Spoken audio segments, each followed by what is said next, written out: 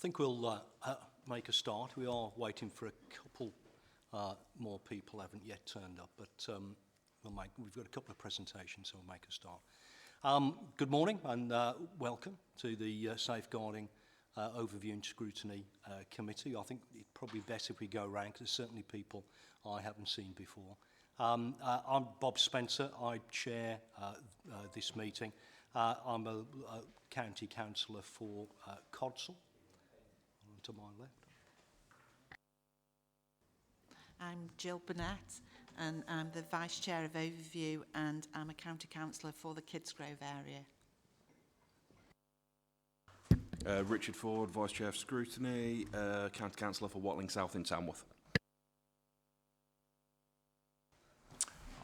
Peter Grushkonjic, I'm the County Councillor for Britain, Ravenhill.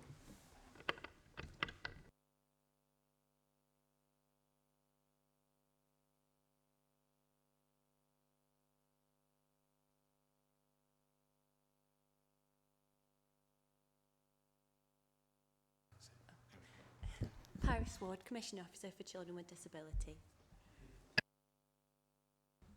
Martin Bagley, Senior Partnerships and Commissioning Manager for SEN and Disability. Julie Sadler-Wright, Commissioning Officer for Children with Disabilities. Mark Sutton, I'm a Cabinet Member for Children and Young People. Karen Coker, I'm Senior Partnership and Commissioning Manager for Children's Public Health. Natasha Moody, Assistant Director for Wellbeing and Partnerships, of which the two services sit within my team. Gillian Pardesi, County Councillor for the Stafford Central Division. Helen Phillips, Democratic Services Officer. Thank you for that, and welcome to everyone again. I can barely make you out at that end of the room there. But, item one then, apologies. We have apologies this morning, Chair, from Councillor Perry, Councillor Eagland and Councillor Waring. Thank you. Item two, any declarations of interest? No. Item 3, the minutes of the previous meeting. I assume everyone's had a chance to look through them. Everyone happy with them?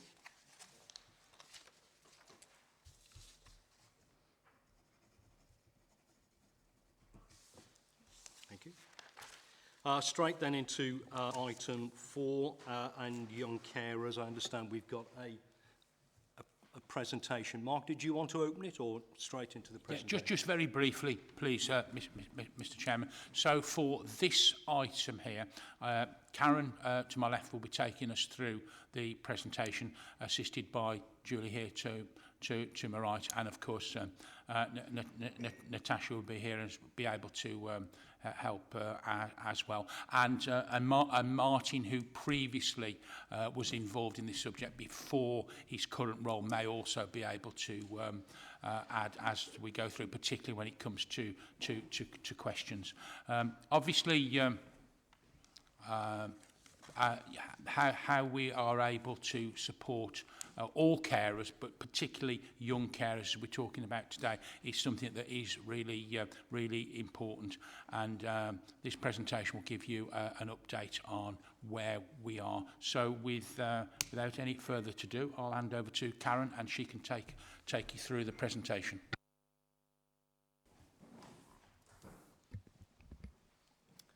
Okay. I'm hoping this works. Yeah. So it's useful to have Martin here as due to some changes that we've had within the commissioning team in terms of where this work sits. We very much work with adult commissioners because we're taking an all-age approach to carers, but the young carers element sat with Martin as the commissioner and now sits with me. So myself and Julie, who's just there to the right of Mark, are relatively new to this, but we're here to talk you through some of the changes that have been made, particularly in terms of the service that's commissioned around carers in general, but obviously we're here to talk about young carers. So, and obviously I might be telling you some things that you know, but just in terms of a bit of context, the County Council and also the 5 Staffordshire clinical commissioning groups worked together to develop an all-age carers strategy called All Together for Carers, which was 2019 to 23. And that would have been through, you know, the relevant scrutiny committee at the time. As part of that work, it was estimated that there are around 2,000 young carers across Staffordshire. But it's very, very difficult to really know, and that's why it's an estimate, really, because obviously we don't always know when young children or young people are actually doing a caring role, and that's a big part of the new service, really, in terms of identification. Engagement activities took place in terms of the development of that strategy. So, you know, looking at existing pathways, the existing services. There were a number of different contracts at the time doing different elements of the kind of carers service. So there was a lot of engagement activity with a wide range of partners that took place in terms of developing the actual strategy, which is already now in place.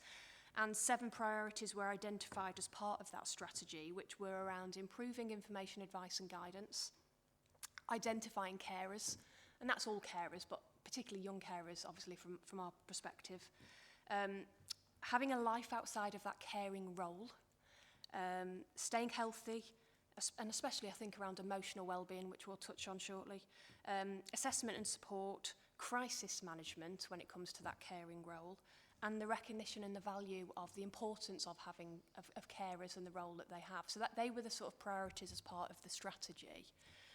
And what came from the strategy, just trying to actually see. I've got my glasses on and even I'm struggling to see it from this distance. Thanks, Mark. So in terms of the actual service, a service was then commissioned, an all-age service for carers, which replaced the numerous different contracts we had prior to that, which expired.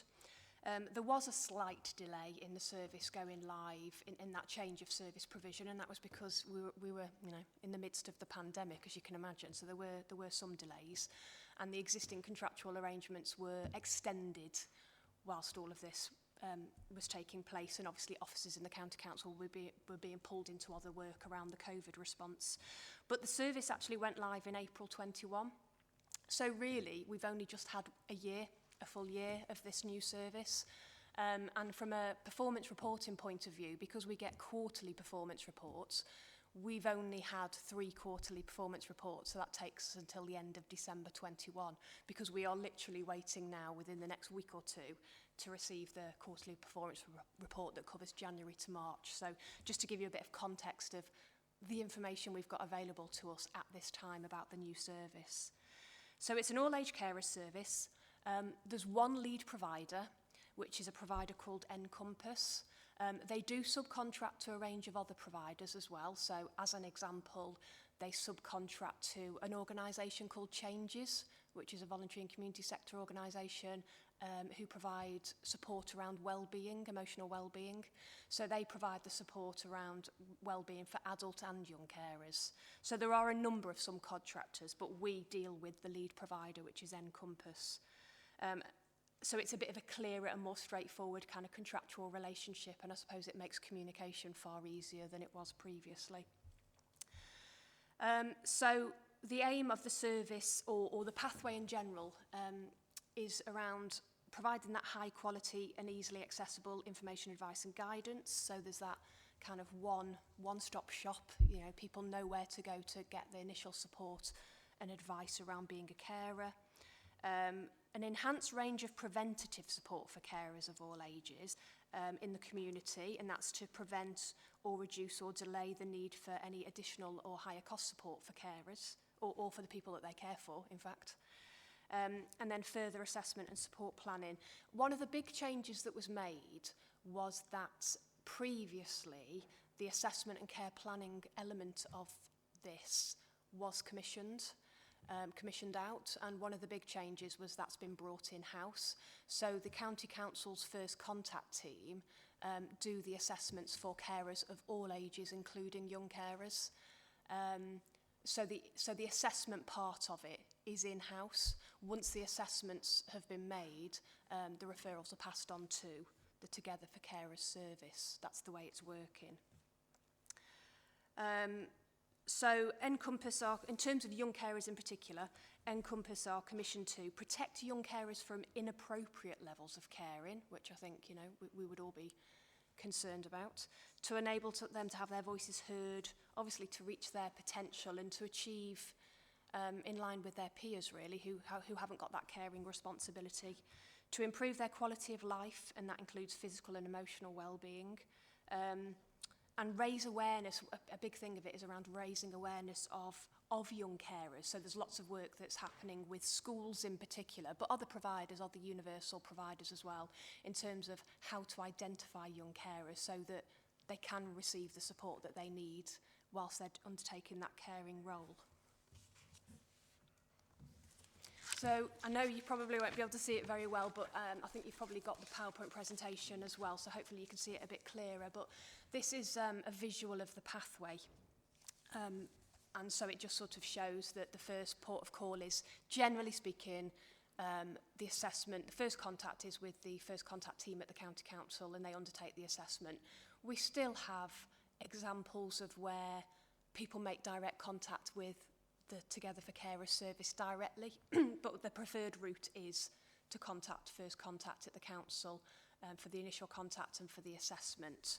And then they get referred to the carers wellbeing service. And then obviously it's very much dependent upon the carer's individual needs in terms of what support they then receive. It could be emotional wellbeing support from changes. It could be, obviously, we're talking young carers here, but there are support around from the Citizens Advice Bureau, who are another subcontracted provider. There are partnership arrangements with providers to offer kind of after-school activities and holiday activities for young carers. So there's lots of different support available to meet the needs of the individual carers. So that pathway hopefully explains some of that, but really it is about the individual needs of each of the young carers. As part of the changes that were made, we had 3 young carer practitioners that sat with a previous provider under the previous arrangements and commissioning arrangements. They TUPID into the local authority and they sit as part of the first contact team. So we've still retained that, I suppose, expertise around dealing with young carers as opposed to adult carers. So we've got that expertise in-house. So again, you might not be able to see this very clearly on the screen, but this was a bit of an example of the kind of activities that are on offer in terms of young carers. So we've got activities such as training for school staff in terms of how to identify young carers and possibly how to provide some support themselves. You know, this isn't all about the service doing everything. There's something here about training other professionals that have got these links with young carers and what support they can provide. So there's the school assemblies in terms of, again, raising awareness with whole school year groups around young carers, how to identify them, how to support them. And then there's something on that slide you can maybe just about see called We Care. And that's a sort of 6-weekly course, for want of a better phrase, for young carers. And that can be delivered specifically for the young carers to provide them with some support. This element of it is probably less well developed, although to be fair, there's lots of things going on. And that's because, one, the service is still quite new. You know, they've only done a year. We were still in the middle of the pandemic. And like lots of services, and obviously schools were open, they were closed, pupils were having home learning. So they weren't necessarily able to get into schools straight away anyway. So really the schools element of the service and the programme probably started around September 21. So that's, you know, been running for about six or 7 months. So it's quite early days, but there's some good feedback around that already. And they also offer things like weekly Zoom meetings for young carers. And they obviously take feedback from the young carers in terms of what support do they want. So those weekly Zoom sessions have been things like book clubs and around emotional well-being. They've been around kind of craft. They've been about self-care. They've been about celebrating the role of being a young carer and what they're achieving.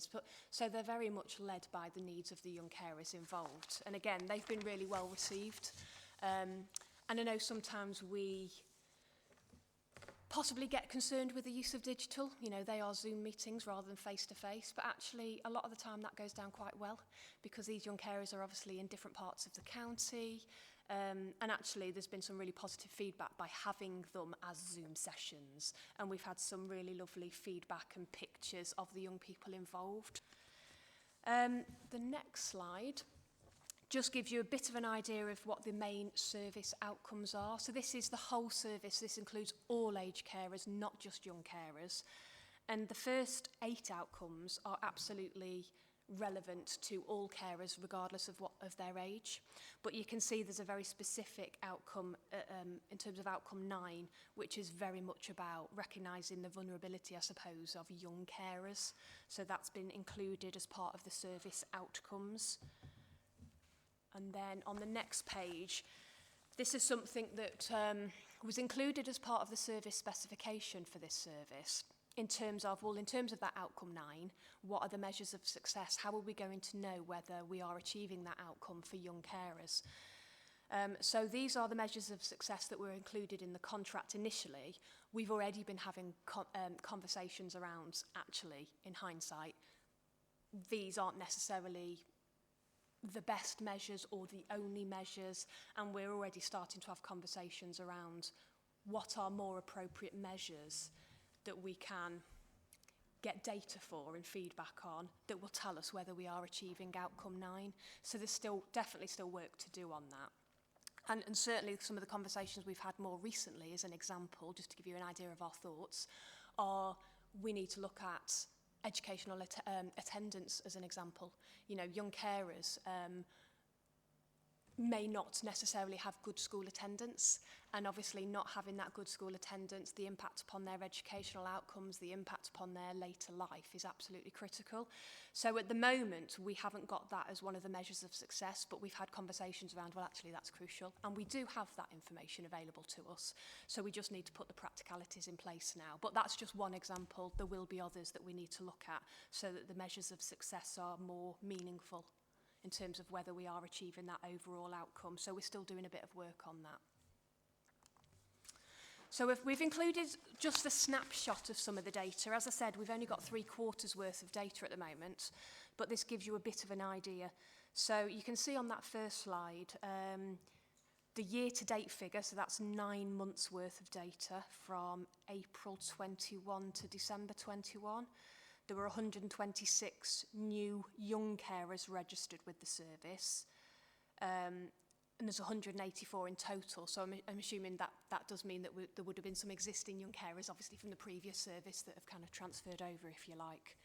It gives you a bit of a breakdown on the breakdown of the gender, so male to female. So you can see there that, you know, there's 76 female young carers as opposed to 49 male young carers. All of these young carers will have had, those 126 newly registered carers will have all had a one-to-one support session as a minimum, you know, when they first entered into the service. And just to let you know, because I haven't mentioned this previously actually, it's key to mention that the assessments that are undertaken by the first contact team at the County Council, any assessments for young carers are taken or undertaken face-to-face, because that's important. I mean, if a young person refuses for whatever reason, I'm sure an assessment would take place by other means, because it's just important that that assessment takes place and they engage. But we try to make sure that it's a face-to-face assessment, because I think that's quite important, and also to sort of build that relationship, if you like. So the next slide gives a few more performance sort of data as well. So you can see there the breakdown. There was 79 5 to 11-year-olds who are young carers, which is, you know, quite startling, really. And again, we've had more recent conversations around trying to break down some of this information, because what I would want to know is, well, how many of those 79 5 to 11-year-olds were 5 or 6 or 7 as opposed to 11, as an example.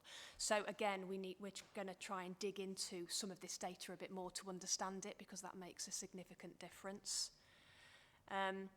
We've got some, just pulled out some of the stats from some of the performance reports. You can see there that 43% of young carers are caring for someone with a physical disability or a sensory impairment. I think the next one after that, which I haven't included on the slide, but was young carers who are caring for someone with a mental health issue. That was the next most common reason. Approximately 60% of young carers are providing between 0 to 10 hours of support a week, and approximately a third of them are providing between 11 and 30 hours a week. And again, we've had the conversation around that, because the difference between providing 11 hours of support a week and 30 is quite vast. The reason for that, the reason for the way it's been put like that, 11 to 30 hours, is because that follows some of the national data that's collected and reported on. But from our point of view, we've had conversations recently around, well, we want to understand, well, is it 11 hours or is it 30 hours? Because 30 hours is a lot for a young carer to be doing. So we've had those conversations recently to try and unpick some of that data.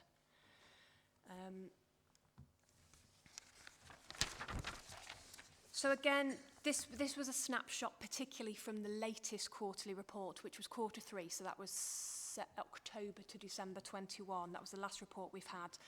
So we've got now a video that a young carer has done for us, and it's on the service website and it's on the service's Facebook site, which is really, really good. And I think that really helps to encourage other young carers to get support from the service, because it's someone who is a young carer themselves and is having support from the service. So I think that's really powerful.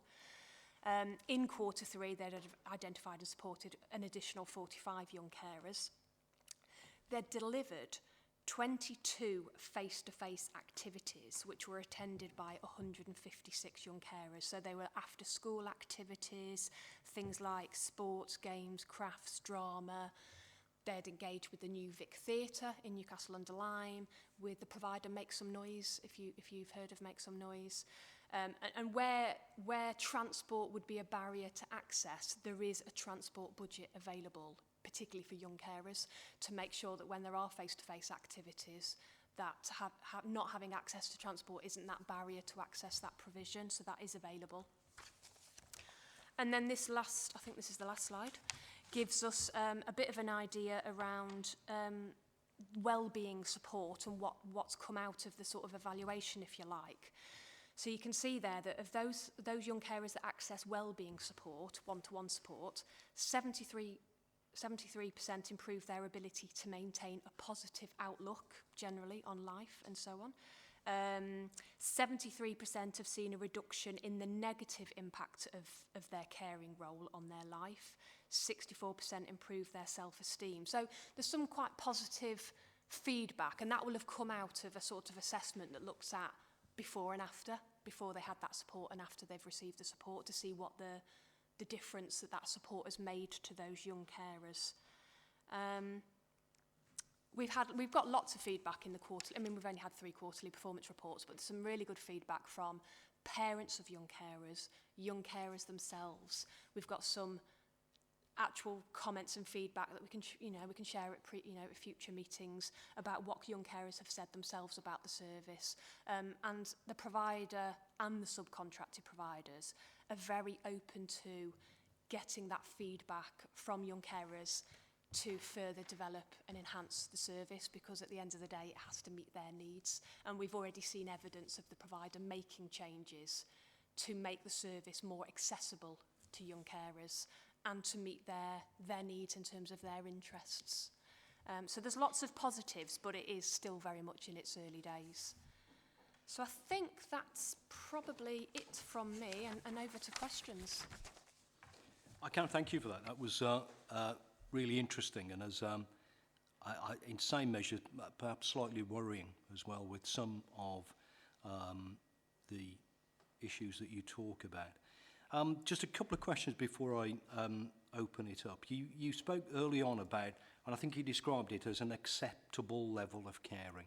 Is there, I'm sure most people have this image of young people as the leaflet suggested, missing school, that sort of almost emotional blackmail that comes with having to care for a loved one. How would you define an acceptable level of caring? Is there a list? Is there a description of it, or is it always a subjective judgment? I mean, Martin might jump in if he thinks anything different. I mean, I don't know if there's anything on a national point of view. Oh, you're nodding that there is. That's set out in the guidelines for statutory assessments, both for young carers and adult carers. So when the young carers dedicated triage and assessment workers who sit within first contact do their assessments, they will take them through kind of what essentially the law mandates as an unacceptable level of caring. And if they, as a result of that assessment, are judged that young person is undertaking an unacceptable and inappropriate level of caring, that's when they'll refer them on to the Encompass kind of arm of the service for additional support. What they'll also do is potentially link with relevant adult care services as well, because there may be an issue in terms of reticence of the adult to get the support they need from a third party. It's important both for their well-being and for the safety and well-being of the child that they do that, and if they need extra support as an adult, that they're getting that from the right place and not compromising the educational quality of life of the child that lives with them. I mean, Okay. on a personal note, thanks for that, Martin, because you know this is the historical context that you know, and I'm yet to pick up on. But from a personal point of view, I mean, I would say if young carers are doing 30 hours a week of caring, to me that is not acceptable, because how can they possibly be engaging it appropriately in education and in life outside of education and school and caring?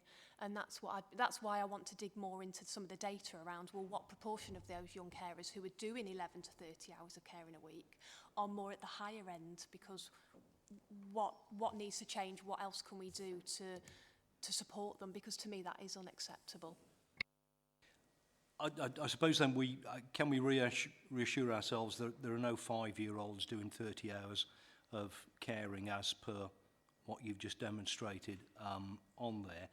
And also I found what was interesting there when you said that if it was considered to be excessive caring, then they'd be moved on for more support.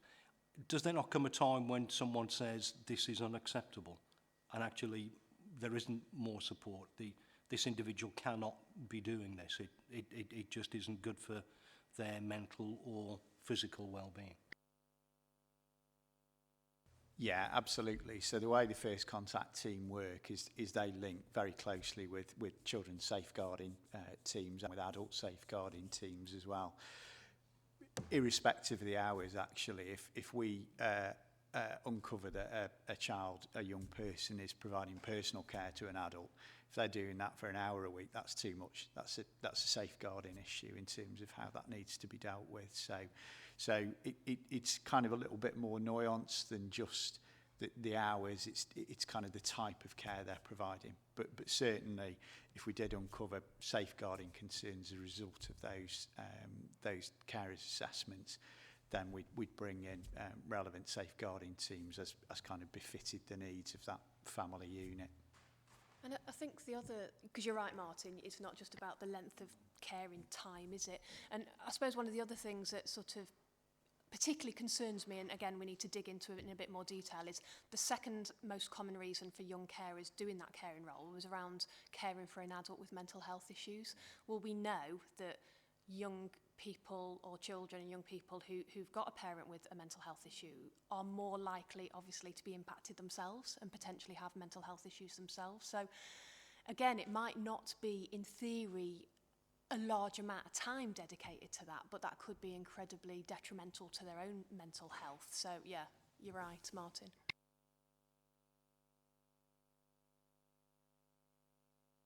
Councillor Bennett.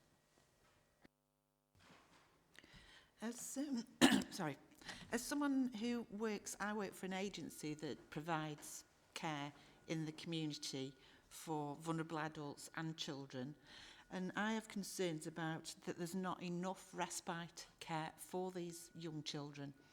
And when the parents are asked if they would go somewhere to give the child a break, or so that the child can go on holiday, that there isn't these places available out there And how can we assure that that isn't the case, and what can we do about that? I don't know the answer to that, in all honesty, because I'm so new to this new service. It's something we'd have to have a look at. I do think, and I've seen, it might not be quite related to that, but we've seen feedback through the quarterly performance reports from the provider around other elements where the parent is a bit reluctant for the young person to engage in something. It might not be a short break, it might not be something as big as that, but the provider has been really good at engaging with the parents and having those conversations, because again, that can't be a barrier for the young person receiving the support that they ultimately need. So I know I can't answer your specific question yet, and I don't know whether, Martin, there is anything to add to that. Yeah, I think it's a really good question, actually, because when we look at both our commissioned and in-house overnight short break provision, respite provision, both for children and for adults who have an assessed care need, where their carers are eligible for that, it tends to be commissioned on the basis of either you are a parent or carer that looks after a child with a disability, and therefore you have an eligibility for an overnight short break from your own caring role, or you are an adult that cares for an adult with demanding care needs, and therefore again, as a carer of that kind of vulnerable adult, you're eligible for a short break in your own right. Probably what we haven't got is kind of dedicated provision, as you've kind of highlighted there, for young people caring for an adult in terms of giving that young person a short break. One of the things the Encompass service does offer is summer short breaks. They have kind of a subcontracting arrangement with one of their providers, sub-providers, that can offer that, for example, in the summer holidays. But that is just once a year. It's not kind of frequent kind of breaks in the way that respite overnight short breaks would normally be organised, where you get a weekend break, for example, every 6 or 7 weeks. So I think it's a really good question, important, I think, for us to consider how we respond to that. Councillor Sutton. Yes, Jill, I think that is a really good point you've made, and perhaps going forward, it's not necessarily specific respite that we need for those young carers, but it's the ability for those young carers to do something different for a week away from that. And there might be lots of activities and stuff they could do out there that we could, but the barrier to that is, I would imagine, and commissioners would know better than me, is then finding somebody who can do the cover that the caring they're doing for that period of time. But I think it's a really important point, and it's something I've made a note of, and I'll make sure that we, going forward, we have a little look at that. Thank you. Councillor Padesh. Thank you, Chair. A couple of points before I ask my question. Many thanks for this report. But for me, in reading the whole report, whilst I was reading it, the constant question for me was, are we supporting our young carers, or are we simply enabling them to continue with roles that are age inappropriate? That was an issue that was constantly running through my head as I was reading this. On the service outcomes, the 8th point, strengthening and building resilient, carer-friendly communities which prevent, reduce and delay dependency on our services. I understand the spirit of that, but just a reminder that our volunteers and voluntary sector were always meant to complement statutory services and not replace them. So as long as that doesn't mean we'll be training up volunteers because our budget has been slashed for statutory services. Lastly, my question was on the performance data, and again, the issues that have been raised regarding the number of hours that our children and young people are putting in. I mean, if we have, for whatever reason, young carers putting in up to 30 hours a week of support without sounding alarmist. To me, that is child exploitation by another name. That's the bottom line. And my question, lastly, is on the performance data, is there any evidence here to suggest that the number of young carers are continually replacing what should be a role undertaken by our statutory services? Is there a rise in the number of young carers because statutory services are not in a position to step in? Thank you. Before Karen answers that specifically, perhaps I could just make a couple of comments. And I think the point was made earlier that's really important, that perhaps some of this data doesn't show.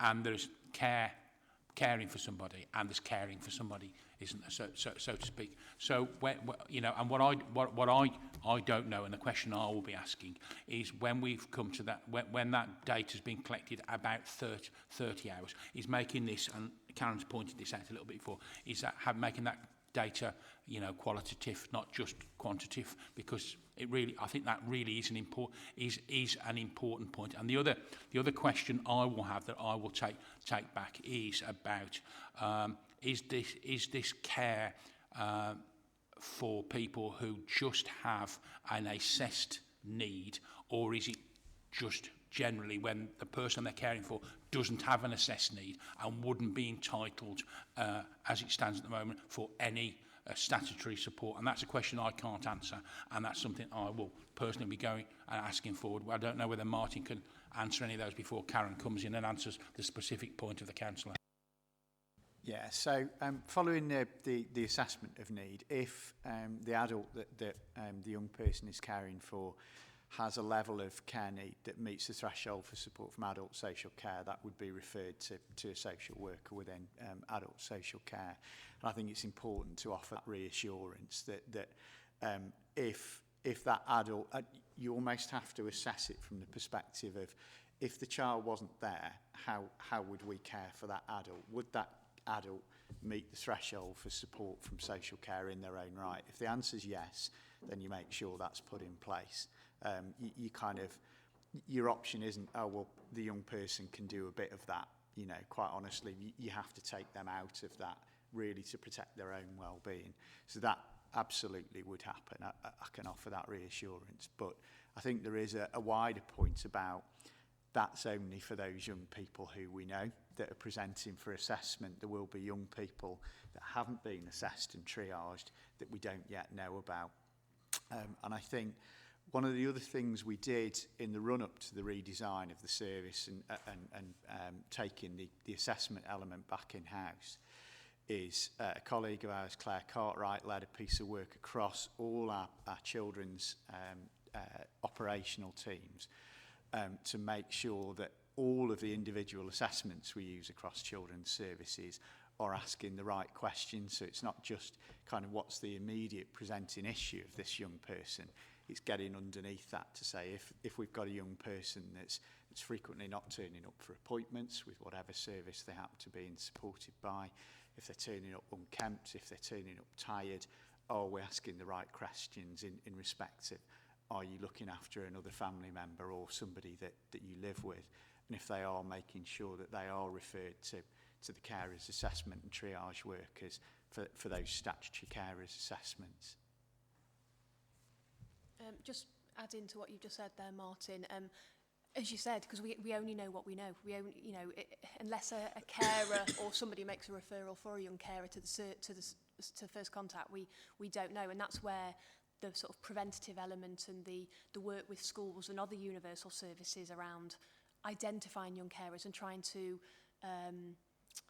get rid of that any stigma that might be attached to being known as a young carer is so important, because if we don't know, and I say we, I mean, you know, we as a group of partners and stakeholders, if we don't know that someone's a young carer, we can't intervene and offer some kind of support. So I think that work in the schools and with other universal providers to identify young carers and reduce the stigma associated with that is key. And I think there's been something said before around it might be that young carers are almost afraid, if that's the right word, to come forward and be recognised as a young carer because that there might be, you know, that there might be some kind of consequence to that in terms of the person that they're caring for. So all of that's got to be taken into consideration and sort of handled so that they feel comfortable in being identified as a young carer and getting the actual support that they need. And I must admit, I've completely forgotten the question now and I've no idea whether we've just answered your question or not.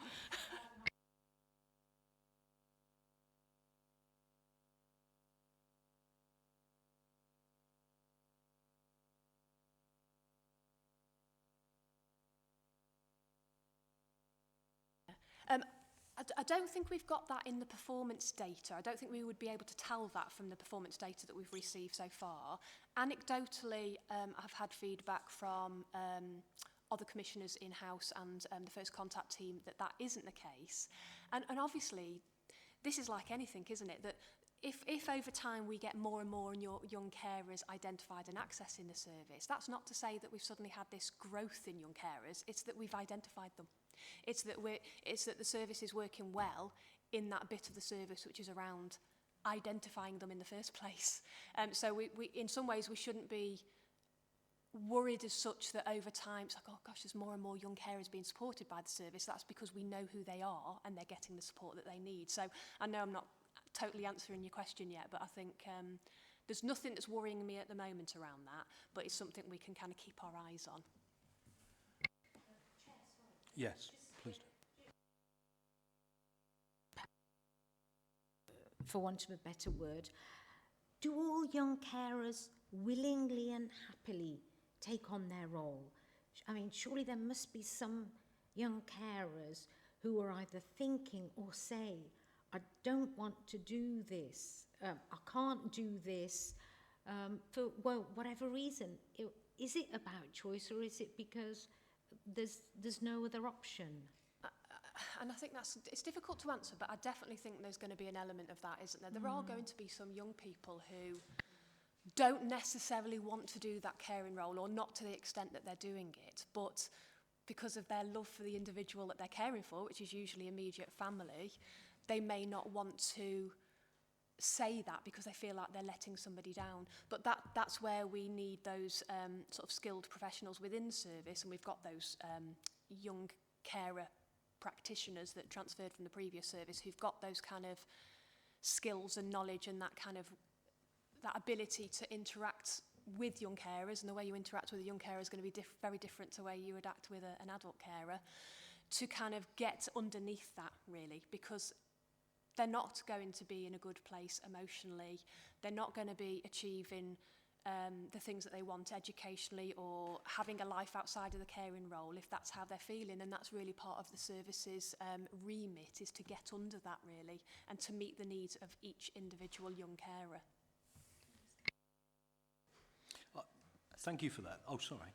As part of what Karen just talked about, the young carers workers work with the children to actually unpick their own personal situation, to find out, to talk to them about the person they're caring for's illness or disability, so they have a proper understanding of what's going on. And they also put them in touch with other organisations that can support and help. And they do a lot of work around their own mental health and their emotional well-being to actually unpick and ask those questions. So I suppose if they did talk to them and they said they really don't want to do this, that would then trigger next steps like Martin's just talked about. So it is very in-depth, and it is very much attuned to each individual child's perspective. So they really take the voice of the child in those conversations to understand where they are. Thank you for that. I suppose just a couple of things just to wrap up then, unless there are any more questions. Really leading on from the points that have already been made about concerns around these young people and their well-being. I know from the one of the slides you had that leaflet, and there was a suggestion that 1 in 5 young people have a caring role. And I know that you suggested there's probably 2,000 in Staffordshire. If it's 1 in 5, it's considerably more than 2,000, isn't it? And you also talked about raising awareness, I think, of professionals, including teachers. Do we need to be doing something more proactive though, if we believe that the problem is as large as it potentially could be, to try to better understand what the level of that problem is. And also, I think, to answer some of the questions that have come up this morning, we are reliant on the data improving, and I know, Karen, you talked about how it's new and we're moving forward, but for example, the spider diagram at the end that looked at before and after was probably not desperately convincing, was it? I think it shows that there was an increase in their confidence, but a couple of the issues it showed a decrease in. I forget what the elements were now, but and a couple of the other elements hadn't moved at all. So it wasn't one of those startling improvements that we've seen. So when can we expect that we will have a reliable data set and we will have reliable performance indicators that will give us that sort of confidence and reassurance around some of the worrying questions that people have raised this morning? Specifically around the the sort of spider diagram, that did show an improvement in all areas, and maybe that's just the way we've shown it, but there were improvements in all areas. So some bigger improvements than others. So, for example, 36% improved their resilience. So that was the smallest improvement, if you see, but there was still an improvement. But I think, like any contract, a commissioner with others do their best to put a service specification in place, to do a really robust performance management framework and identify the correct measures and so on. But it's not until a service starts, and especially when it's a newly designed service like this one, it's not until you get into the performance reporting that you realise, actually, we need this, we need that, that could be better, that could be different. So we've already had the conversations now that we've got 3 quarters worth of information in. We're due to receive the last one in a week or two, so we'll have a full year's worth of data in terms of what we're currently asking the provider to report on. And we're already having conversations around, we need to have discussions with the provider now about making changes, because it's about the so what, isn't it, ultimately? And we need to have more data and performance data around the so what question in terms of what impact is this service having on young carers. So, a year in is it's quite often when we've got newly designed services that this is the stage we get to where actually, in hindsight, we need to be looking at this, that and the other. So, I'd say certainly over the next 3 to 6 months, certainly I'd say the next quarter really, we'll have hopefully had those conversations with the provider to change, amend, add to the performance data that we're currently getting. There might still be a lag in getting that data, because with the best will in the world, the provider's then potentially got to make changes to their systems, their management information system, their recording systems. But I certainly think within the next sort of quarter, we'll have gotten to a position with the provider where we've agreed some new, more meaningful measures. No, thank you for that. And finally, I know some members expressed a view that it would be useful if, as a committee, we could, if it was possible, meet with some carers to get a feel for what the service is for ourselves. So would that be a possibility? Yeah, absolutely. Obviously, it depends upon the young carers themselves, but I've no doubt we can identify, and some young carers will volunteer to be involved in that. I'm sure that's absolutely fine. Yeah. Councillor Wilcox. Thank you, Chairman. Karen, I'm just trying to get my head around the carers pathway and the diagram you've got here. And you mentioned the fact that the assessment now is back in-house. So presumably the people that are conducting the assessment are trained professionals. So I'm interested to know sort of what is the ongoing support for them doing the assessment and their training needs.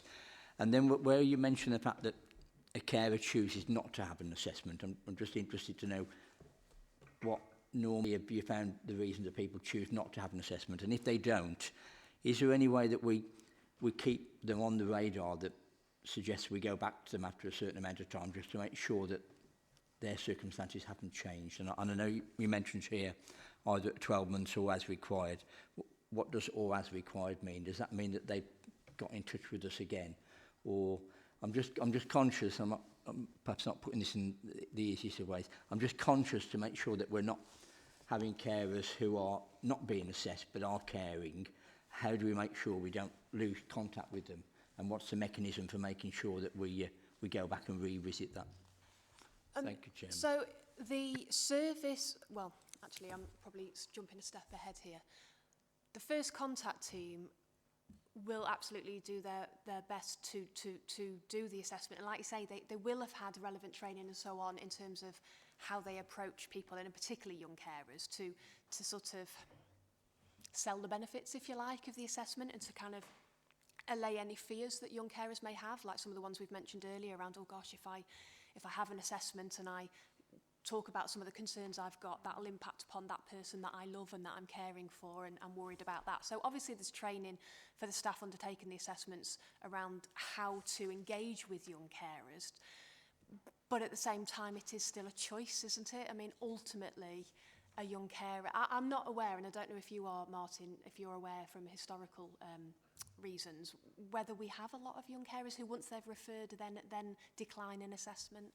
No, we have very few refusals actually, but again, what happens if on those rare occasions a young person doesn't agree to have a young carer's assessment, that's referred to our Children's Advice and Support Service, what used to be first response, so that they can pick up if there are any safeguarding concerns.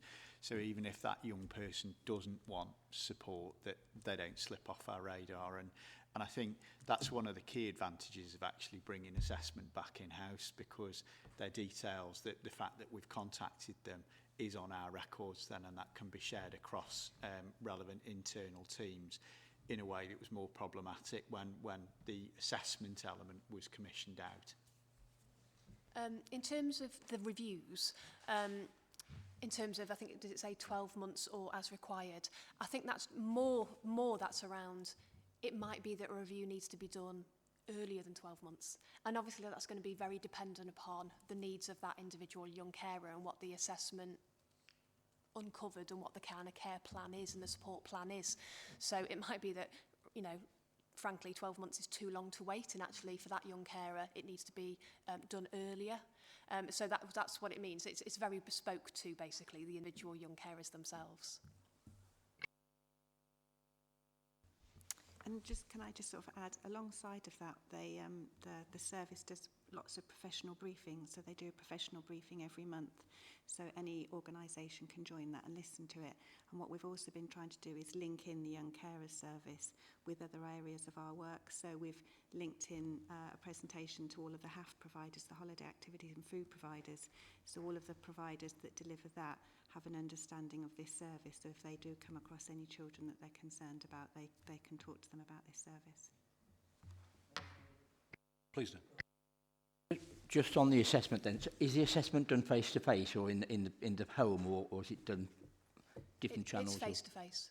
Okay. It's face-to-face, yeah. And in terms of where it takes place, that's interesting, because I'm not actually, I would imagine again it will be tailored to the young person, because it might be that young carer doesn't actually want the assessment to take place face-to-face in the home, because the person you're caring for might be in you know, obviously living with you, and then you can't have that kind of open and honest conversation with the person undertaking the assessment, because the person you're caring for is there in the home. So, I mean, we have lots of community venues, obviously, that we utilise. So, I think there's an offer of it can be in the home, but actually a young carer might not want that assessment to take place in the home.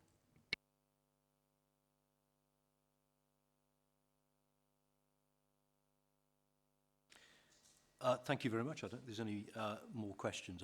Again, quite an emotive subject, isn't it? And one that I thank you for coming along and providing the information, and also that reassurance that, you know, it does seem like we're doing the right thing, or at least trying to do. If we could organise something around a meeting with some carers, just to get even more reassurance to ourselves that we are providing for their needs, and I think that would be really helpful. But thank you again. Mark?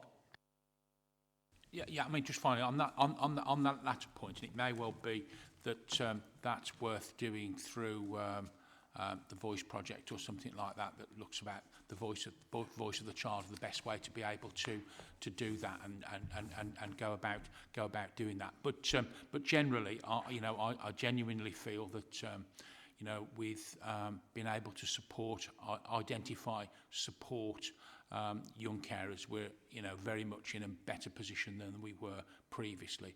I think there's still work to do, and some of the things that have been highlighted around what sort of data that we are collecting, and is it telling us what we need to know, is important. So I very much thank the committee for their ideas and thoughts on that. Thank you very much. If you're not involved in the next one, please feel free to exit stage left.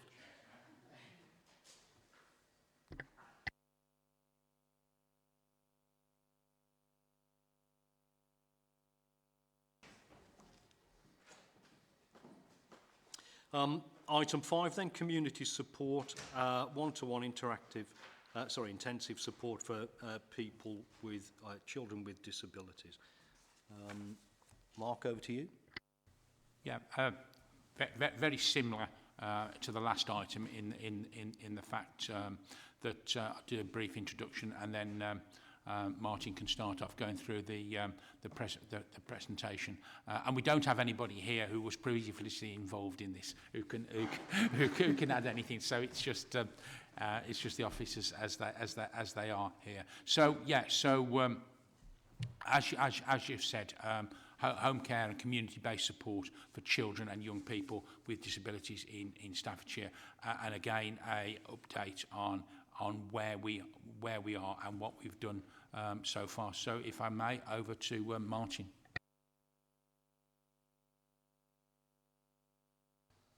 Yes, this is at the request of members of the committee, just an update on the report that was brought prior to agreement at Cabinet last summer on kind of reconfiguring our support for children with disabilities who have an assessed social care need.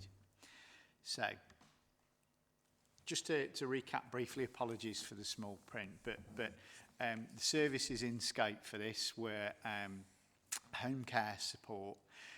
For children with disabilities, our expectations are about much more than the kind of time and task focused adult care provision for people that might access domiciliary care support, etc. in the home.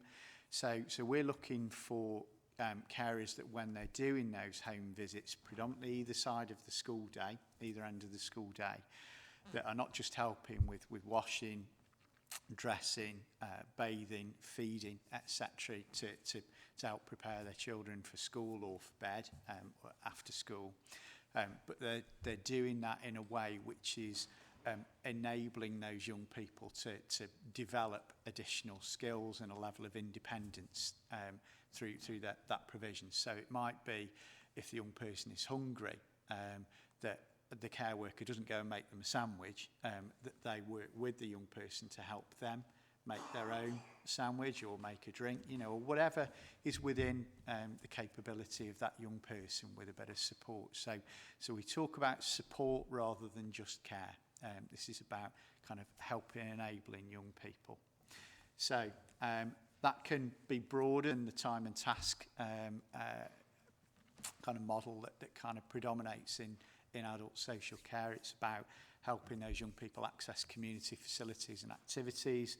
It's about, as well as the more traditional care duties, supporting the family to manage kind of broader daily routines and care for their child independently of the need for additional support.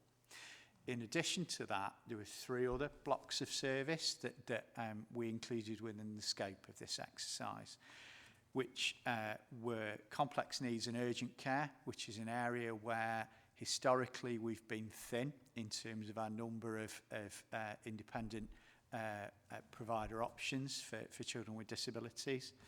Sit-in services and outreach-based replacement care. So this is if you view this as almost another option to buildings-based respite or overnight short breaks, this is where we can put a care or support worker into the family home to look after or support the young person who has the assessed need, which enables their family to do things, for example, with siblings, or it might just be something as simple as going out for a meal on a Friday or a Saturday night, and just having kind of 2-3 hours, knowing that the young person is with an appropriately trained, trusted individual, regulated individual, importantly, so that they can go out and just have that crucial 2 or 3 hour break. In addition to that, we included within the scope of this exercise our one-to-one life skills short breaks programme. So this has previously sat within the Aiming High community activities wrapper. What we found is there was something of a dissociation between our Aiming High offer and what we offer in terms of support for children that meet the threshold for support, paid for support from adult social care. One-to-one life skills breaks can be accessed without a formal social care assessment. And what they do is they give us an important step up and step down option for young people whose needs may increase or decrease over time. So the model, this is just very brief, kind of simple visual representation of the model we're talking about here. So we have kind of our community support, the yellow bubble on the right there. If you view that as our statutory support for children that have been assessed by a children's disability social worker and are eligible for paid for support within their own home from social care. Our one-to-one life skills programme, so that can provide an additional level of more informal support. It's obviously significantly cheaper because it's less specialist, and it enables kind of an additional offer to augment that statutory response. And that sits alongside our existing Aiming High community activities. Again, those can be accessed with any child with SEN or a disability. Don't need to have a social care assessment to access those. As long as you have documented special educational needs, you can access those. And all of that is underpinned by our family support provision and our early help offer.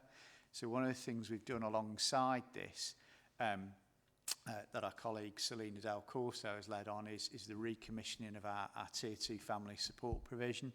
We've put additional elements in the specifications for those services that require them to be more inclusive and supportive of families of children with SEN and disability. So really our goal with this was from the outset, we thought if the totality of support we're able to offer some of our most complex children is purely in that yellow wrapper there, we're going to struggle to meet their needs truly. So it's about kind of making some of our other services better linked with those and more inclusive to provide an enhanced offer really for those young people, particularly those with more complex needs, in addition to the needs of those with less complex needs that those services already meet.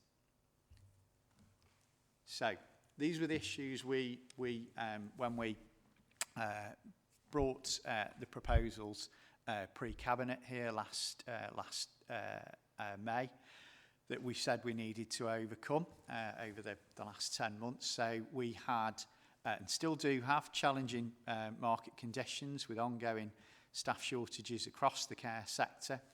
And it's not just a local issue, it's an issue regionally and indeed nationally that is still having an impact on us.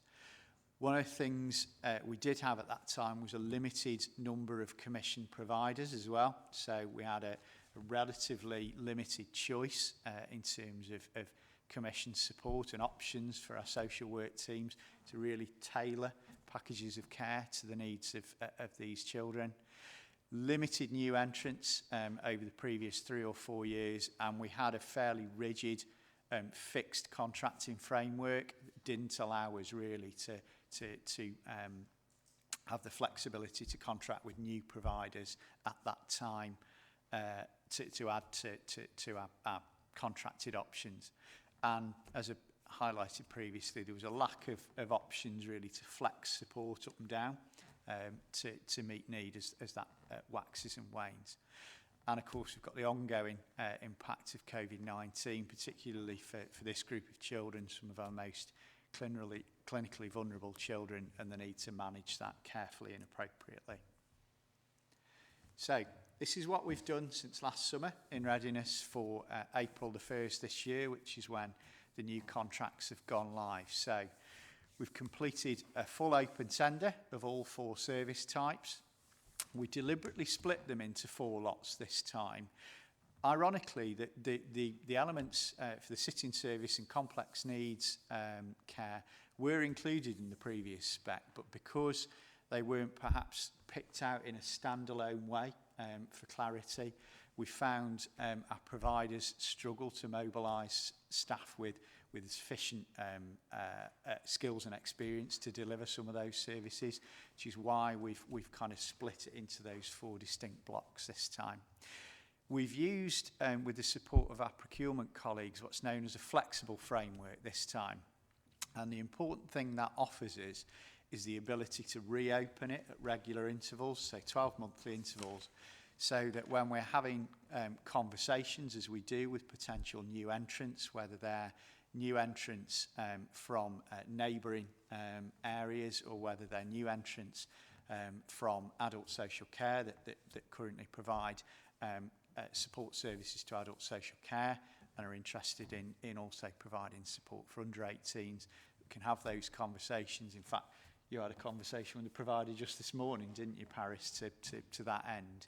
So it does give us much greater flexibility, and from here, really, the number of contracted options can only go up, not down, which is important.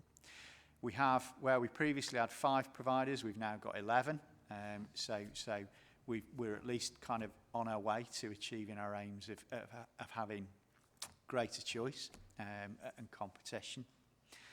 And we are starting to address some of the shortfalls in capacity, really by virtue of having more commissioned options at our disposal. We have, particularly for complex needs and urgent care, which was an area where we've consistently struggled, at least 5 or 6 options in each double district area. In fact, one we've got 7. So it just gives us more options to draw on. And although one of our previous providers has elected not to submit a tender this time and had very few packages, truth be told, in terms of transfers, we've had 7 new entrants to the children's market as a result of the procurement activity we've undertaken. So, as I mentioned just now, we wrote the specifications for these services parallel to those of the Tier 2 family support service providers, which places additional duties on the latter to provide lower level support for children with SEN and disability, again in the interests of preventing, reducing or delaying additional need. And we've better linked our broader Aiming High community short breaks offer with the Healthy Activities and Food programme. Julie, who was here previously, has done a lot of kind of linking of provision across those 2 programmes to enable HAF providers to have both the confidence to open up their activities to children with SEN as well as those that are in food poverty, but also to give them the reassurance and backup of a skilled provider that's used to supporting children with additional needs at those activities so they can be more inclusive. So all that would count for nothing if we didn't have a plan for what we still need to do. So our options for home care are still more limited than we would wish, and we're in the process of ongoing conversations with additional would-be providers so that when we reopen the framework towards the latter part of this year in readiness for the April 23 contracting year, that we bolster our options for the more regular home care. Our one-to-one short breaks providers as well, we're limited to around 3 or 4 providers in some areas. That's something I'd like to see increase. one of the conversations we've had with some would-be providers is been that simply the sheer number of tenders that the local authority had live in the autumn and the fact that they had interests in a number of those areas commercially just meant they had to prioritise some over others. But we know when we reopen that framework that they will have an interest in the one-to-one work. And we need to do additional work, I think, with our new district operational teams and district operational leaders to eliminate, as far as possible, off-contract spend with probably 2 or 3 higher cost non-contracted providers.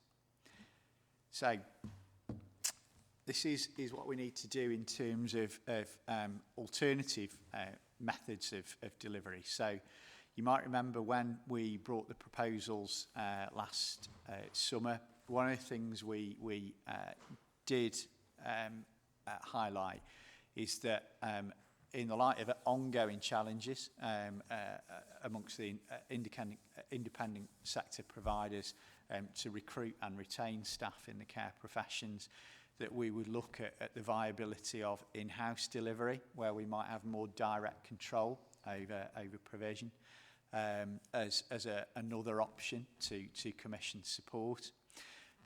One of the issues we have in particular is in East Staffordshire. East Staffordshire, for reasons that I have to be honest are not fully clear to me, is an area where we've consistently struggled in terms of the choice and breadth of providers to cover East Staffordshire. And interestingly, that's not just in this sector. I know conversations Natasha and I have had across broader children's sectors of independent provision. East Staffordshire is an area where we have some challenges. So that seems the obvious place to look at the viability of in-house delivery. There are a number of commonalities between the role of the family practitioners that sit within the children's disability teams out in the districts and the type of tasks and duties that our commissioned support workers undertake. So it's not beyond the realms of possibility to look at whether we can adapt or develop some of those roles or potentially recruit additional roles of that nature to provide some of this care, which would reduce our reliance on third-party provision and give us another option, crucially, to really just to give us more choice and direct control. The other thing we need to do is kind of look at the balance of spend on commissioned agency care vis-a-vis direct payments. So in terms of giving you the numbers, there's around 560 children are open to the Children's Disability Service. Around 300 of those are eligible for paid-for support from social care, and around 50 of those are looked after. Of the remainder, we have just under 60 agency-provided packages of care, which is subject, for the most part, of this presentation. Around about 170, 180 families arrange their own care via a direct payment, where they are effectively the employer of a personal assistant that provides that care for them. Direct payments offer families, for obvious reasons, more direct control and say in who they have providing the care and support for their child, and they're also cheaper than agency care because they don't have an operating cost on top of that to manage. In recent years, we've seen a slow but gradual decline in the number of families electing to take a DP in favour of asking us to arrange their care via agencies. COVID has exacerbated that, undoubtedly. I think families that already had an awful lot to manage have just come to the decision that managing the direct payment and employing the PA to provide that care is just a responsibility that, you know, they didn't feel they were able to continue. But I think particularly as we start to come out of COVID, I think there's probably 2 things we need to do there, which is look at what we can do to halt that drop off in the number of families that are electing to arrange their own care.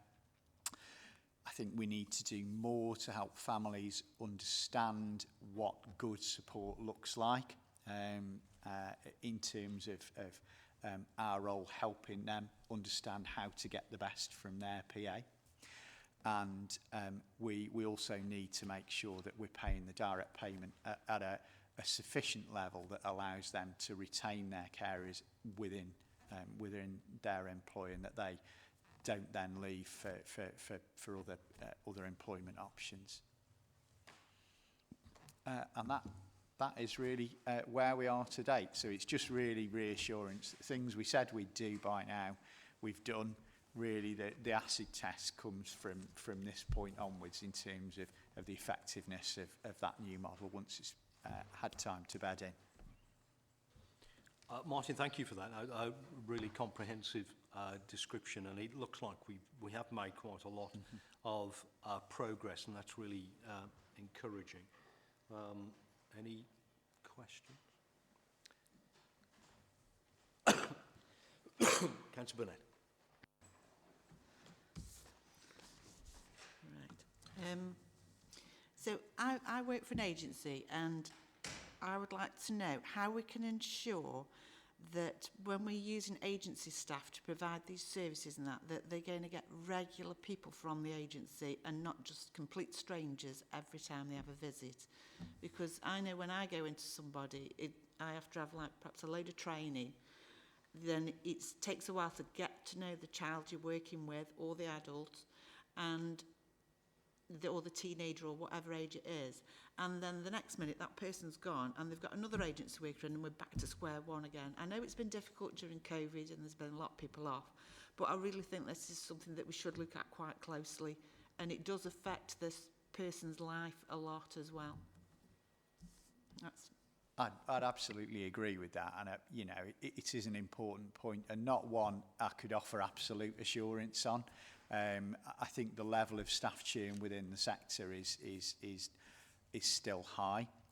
So I'd be being disingenuous if I were to suggest that doesn't happen, or that won't continue to happen, certainly for the foreseeable. I completely agree that continuity of care and kind of familiarity with their carers is vitally important, particularly for some of our young people, say some of our more young people with autism, who kind of upsetting their routine can be hugely damaging for them. As far as possible, we work with our providers and encourage our providers to try and ensure there's a continuity of care, and that the same carers are providing regular care on that rota. I couldn't, as I say, I would be being disingenuous if I were to suggest that's happening in all cases, but it's certainly an aim, and certainly something that we have regular conversations with them about. Thank you for that. You were talking earlier about the direct payments reducing, and I think you painted this picture of direct payments being the preferred option, in as much as it creates flexibility and choice for the individual, and it would appear to be financially better for the organisation. Do we understand then why those direct payments aren't being taken up if they are the best option? I understand there's a problem with other logistics around some of that as well, that actually prevents an individual wanting to do that because they have to sort out their own logistics around care. Would that be a good description? It is, yeah, and I think that is I think you've answered your own question to a degree there, Chair. But it's true that there are responsibilities that go with being an employer in terms of managing payroll, pension auto-enrolment, national insurance, provision of equipment, that kind of thing that not all families want. And I think, as I mentioned, we have seen a slight acceleration of that kind of giving up the DP through COVID. I think what we need to do is kind of twofold, really, is extol the virtues in terms of choice and control and and indeed continuity of care for young people. If you are the parent, you are in direct control of that, you know, and you can make sure that the person you've got coming in on a regular basis to provide that care is the same person as far as possible, and that you're better able to manage that, you know, if that does need to change for whatever reason. I think secondly, which I touched on there, it's absolutely incumbent on us that we pay a direct payment rate at a level which enables the family to pay the carer at least at national living wage. And in fact, Natasha and I are just reviewing a paper that we're due to submit to Families and Communities Senior Leadership Team, advocating the need to raise the rate. It's been, the children's rate's been same for 3 years now. Adult social care have just raised their rate. We're going to be advocating that the children's rate is raised to match that. It stands to reason if we don't, we will lose carers to the adult care sector in this case. If we don't do that, I think you can almost take it as a given that will happen. I presume if that didn't happen and then the reliance on the authority increases, then the costs would increase beyond that, presumably. Yeah, that's it. If we don't do that, the likelihood is we'll have more handbacks. We'll have to arrange agency care. And in terms of cost to the authority, current children's rate is £11.21 an hour. We're advocating that that's raised to £13.13 an hour. And of course, not all of that is passed on directly to the PA. There are, you know, costs in terms of national insurance that the family needs to take out of that. Typical cost of agency care for even for more regular care between £16 and £22 an hour. Complex needs care, obviously significantly more than that as well. So there's an obvious financial incentive for us to try and maximise the take-up of direct payments. But I think they do offer kind of control and continuity of care for the family as well. So that's ultimately why we're going to be recommending that albeit it comes at a cost to the authority, that needs to be seen as offsetting a potential additional downstream cost if we don't raise the rate. So. No, thank you for that. I mean, that seems eminently sensible, doesn't it, I suppose? But do you have any time scale, any ambition for when that's likely to happen? The paper I prepared is proposing that we raise the rate from the 1st of June. So really it's as soon as we can get that tabled at SLT for discussion and agreement. Right, thank you. No other questions. Again, thank you for that. You know, hugely reassuring. It's always encouraging to see that we are increasing the number of providers, giving people that flexibility and choice. And if we've already recognised the issue around direct payments being the preferred option, and we're doing something about that, then I think it is a win-win. Mark, did you want to add anything?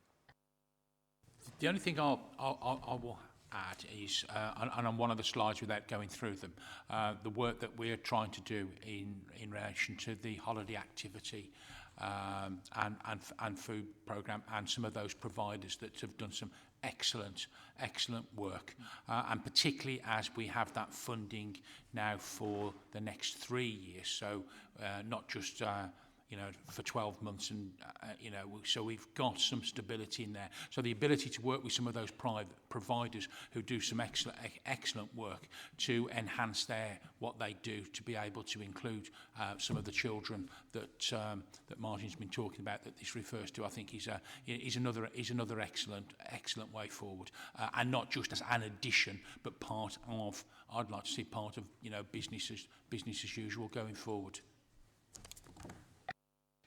Thank you again. Thanks very much for staying for both and running us through both of the presentations.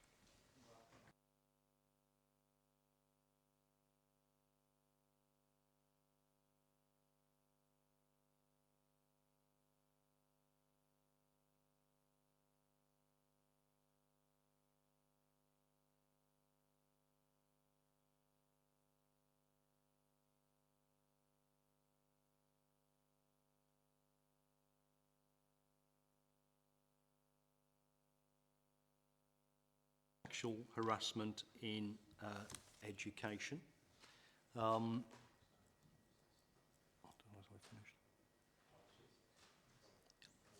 suppose it's a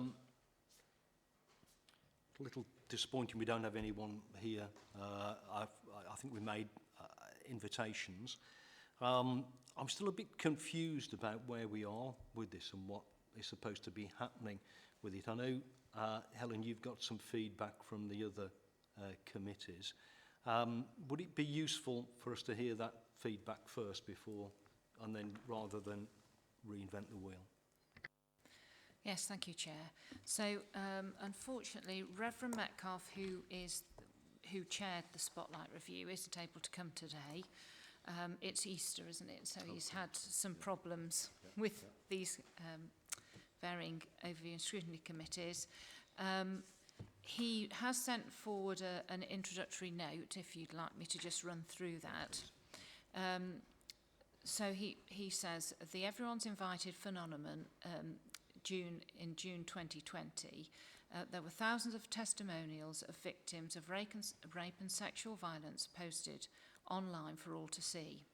A proportion from children and young people, some naming actual schools, and the sudden visibility of this peer-on-peer sexual harassment and abuse gave way to mounting public concern. Included on that site were some named Staffordshire schools. The government responded by commissioning a rapid review from Ofsted, which was published on the 10th of June 2021. And some of the most significant findings were that all schools should assume that it is happening in their school and take appropriate steps. Most of the victims were girls, but certainly not all. Abusive behaviour had effectively become normalised in many contexts, and much abuse happened online, and therefore was beneath the radar of both teachers and safeguarding adults. There was also a reluctance to disclose what was going on, and limited impact so far in sex and relationships education. So in response to the public concern and the Ofsted report, the three overview and scrutiny committees, that's Prosperous, Health and Care and yourselves, all put this forward as something that needed further investigation, and hence the spotlight review, the joint spotlight review between the three overview and scrutiny committees was formed. The membership, your membership from here was Mrs. Perry, Mrs. Edgeler was from Health, and Reverend Metcalf was the representative from Prosperous. Reverend Metcalf chaired the spotlight review, and the main meeting of that was on January the 14th, where we had a range of individuals who were able to contribute to the investigation there, including the county council officers, school representatives, including academy representatives, safeguarding agencies, family agencies, police, and so on. Reverend Metcalf says that it was a worthwhile exercise, sharing good practice, promoting fuller liaison and mutual awareness, affirming the responses already being carried out to engage with the issue. He goes on to say that original naming of schools on the Everyone Invited website was misleading and unfair because schools had no way to reply, and also some of the issues that were highlighted there were historic, but it didn't necessarily show that. Equally, issues that were for named schools that were current, those posting the information were, for very obvious reasons, anonymous, but that also meant that schools weren't able to investigate or do anything about it.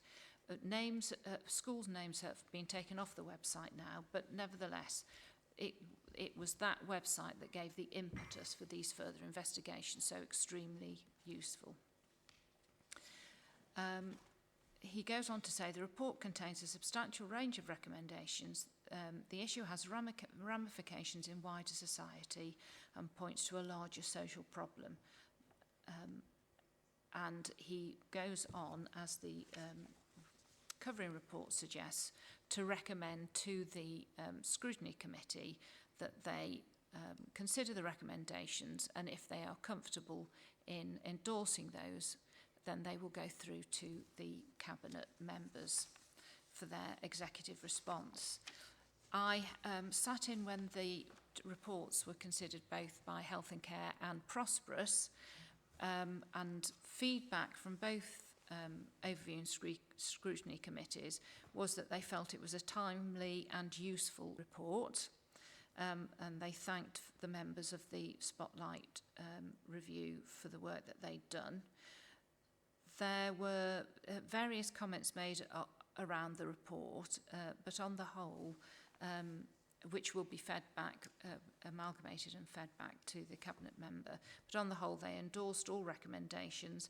Health and Care were asking about the last two, which are more recommendations for the scrutiny committees rather than the Cabinet member, and was asking whether those should be something that Corporate Review took on, because that's the overarching body, if you like, of the work of Overview and Scrutiny committees. Prosperous were happy that they came back to each individual one. It may be something that Chair and Vice Chair want to discuss at the Scrutiny Chairs Forum to agree way forward. It could be that it comes back to all three. It could be that it goes to Corporate Review. It could be that one Scrutiny Committee is nominated to monitor, really, and I think Health and Care was suggesting it might be yourselves if that's it. Yeah. And then in which case you would simply brief the other, you know, through a briefing note, really an informal briefing note, so that the other Overview and Scrutiny committees are aware of what's happened, but it wouldn't necessarily formally go to all three again. Yeah. Thank you for that. When I read through the report, again, I think we ought to start similarly with our thanks to the Reverend and all of our representatives on it for a really good report. I found quite useful. If I were to be critical of it, and I don't mean this personally to the people who took part, but one of the issues that struck me is that we didn't actually answer the question that we'd set ourselves in the terms of reference, which, whilst, as the Reverend points out, Ofsted suggests that all schools need to accept that this is there, and I see no reason why we shouldn't do that. That would be sensible to do. We'd set ourselves the aim of trying to find the level of where it was within Staffordshire schools, and I think with hindsight, and again, it's not a personal criticism, we probably set ourselves a terms of reference that were perhaps unachievable with regard to that, given the clandestine nature of some of this activity. So I do wonder whether one of the things that we ought to consider is, because all recommendations come with cost, don't they, in time, effort, money. And if we are going to accept all the recommendations, then surely we need to reassure ourselves that there is a level of problem there that we need to be doing something about. I assume that we have that problem. My concern is whether the level is right. The other thing I would say as well is that there's a lot of talk about good practice, and I know a lot of organisations talk about what does good practice look like. The concern for me is when you read through the report, teachers seem to indicate that they don't know what the good practice looks like, and in fact I think there was a comment that, I don't know if I can still find it,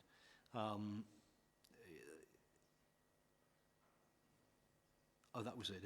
On page 53, the teachers all agreed that whatever is done, the issues are not made worse by well-intentioned but misguided interventions. And I think, that given the sort of problem that this report talks about, there is every likelihood of well-intentioned but misguided interventions. So the only thing I would add to that is, and in line with national movements at the moment, is that we look at not only good practice but evidence-based good practice. So we try to identify wherever we can a clear evidence base for what we're doing. The only other comment I made several, but I'll just be going over things again, is that there ought to be some sort of coordinated approach to it. I know that outside these meetings it was suggested to me that should be corporate ONS and not us. I wouldn't die in a ditch either way. If people want it to be this committee, then I'm more than happy to do that. But I do think that there probably will be some drive towards corporate overview and scrutiny, pulling all of it together rather than this committee. But I think that's academic either way, really. Any other views on the report?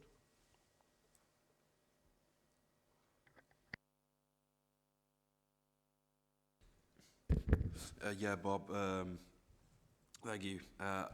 Sorry, I've got a cold. I guarantee you it isn't COVID. I've done several rapid flow tests. It's just a cold. So that's why my voice sounds a hell of a lot different. No, the majority of the recommendations are rational, really well thought out. I'd be happy for us to endorse them. The only niggling point I had was whether it should go to all three scrutiny committees or back to corporate, and I'd endorse the corporate approach for that one.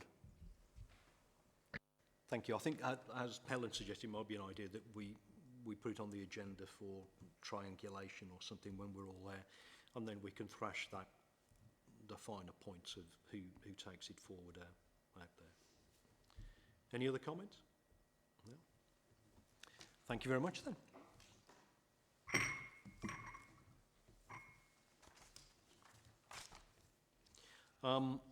Item 7, the work programme.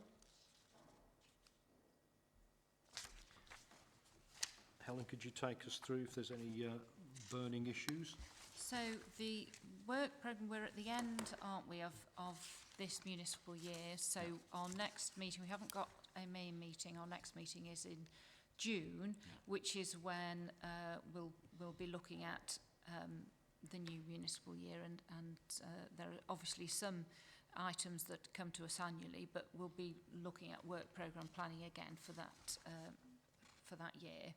There are one or two items that were due to come here that have been pushed back for various reasons, and they will be on that first meeting in June. So we are going to have rather a busy June meeting, I have to say, because we've got the work programme planning as well as these items that are being pushed back. You'll be glad to know as well that I've managed to get the Fishmongers Hall report for that June meeting as well. So there is some not difficulty as such, but because the County Council was the one body really that wasn't named as somebody that had to do something, we went round the Wrekin a little bit on who was writing it and what it would say, but it is coming to the June meeting, so that will be good. The only other thing to say from moving on from that is this panel is the crime and disorder delegated or named crime and disorder panel, and so by way of addressing that obligation, the chairman and vice chairman meet with the cabinet member for a briefing after her safe and strong strategy group, isn't it? Community strategy group. And there was one of those on the 17th of February, which we can report back on. You know, we've got the briefing note.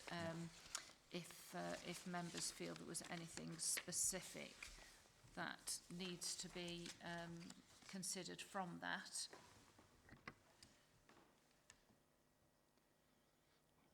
I didn't attend this, did I? So did someone? No. So we had. So the way we're moving this forward is every time the cabinet member on communities meets with the districts about the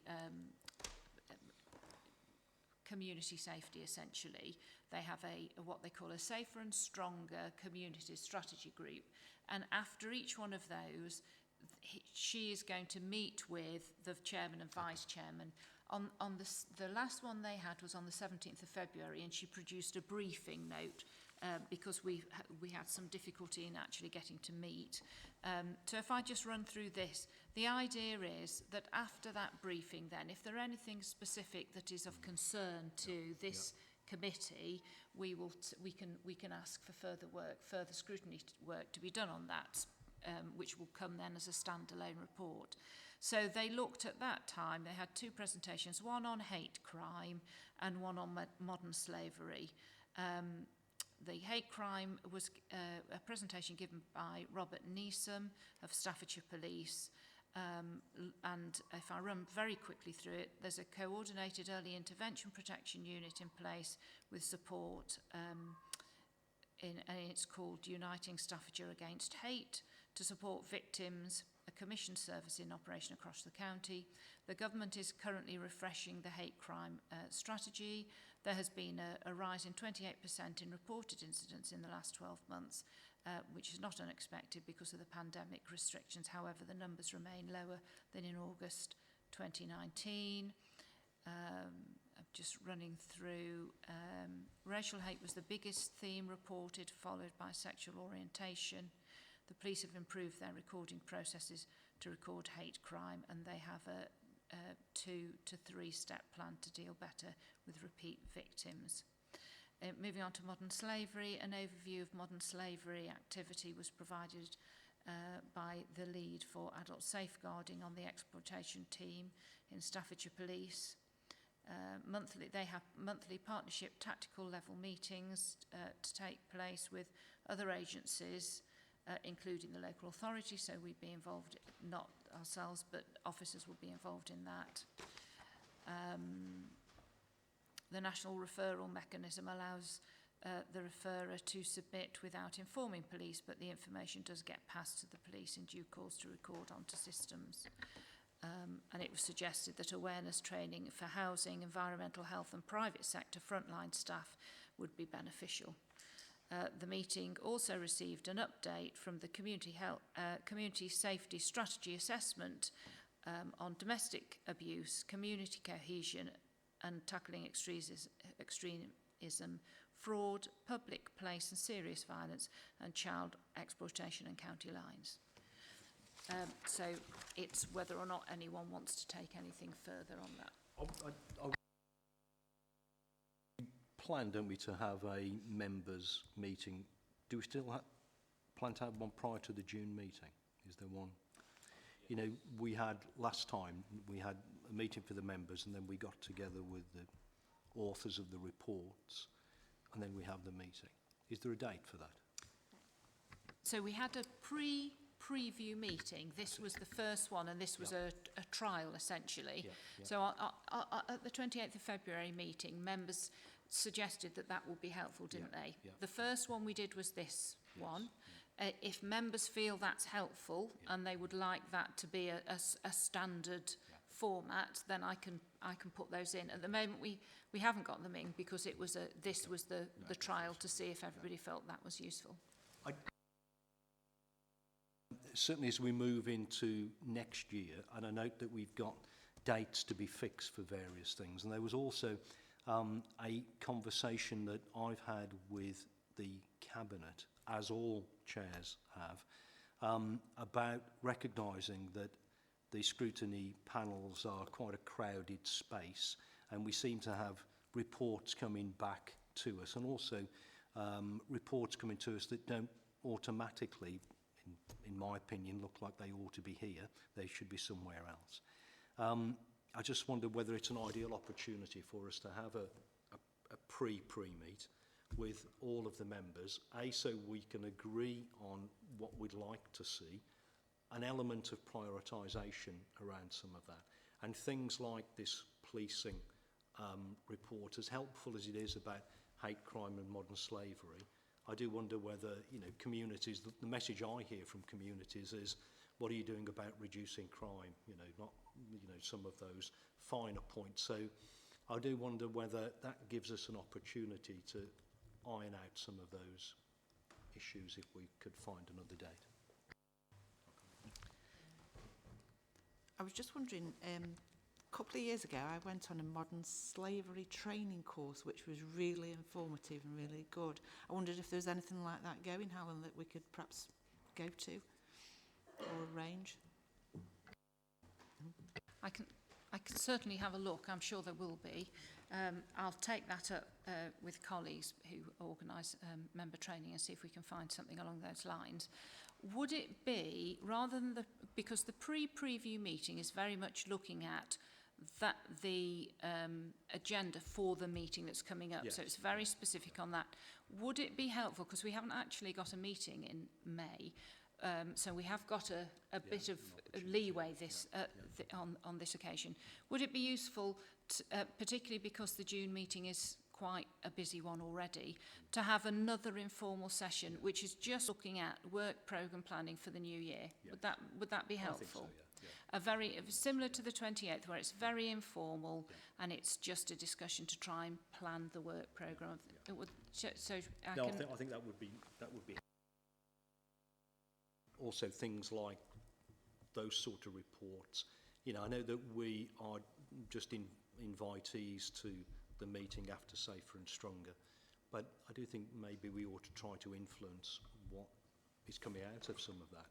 You know, as interesting as some of these things are, it's, you know, there aren't many people ask me about modern day slavery in local communities, as important as it is. You know, they ask me about, you know, reducing crime and stopping their cars and houses being burgled and things. So I do wonder whether we can have some influence, but that's for a debate, isn't it? So if we can find a date, that would be really useful, I think. Yeah.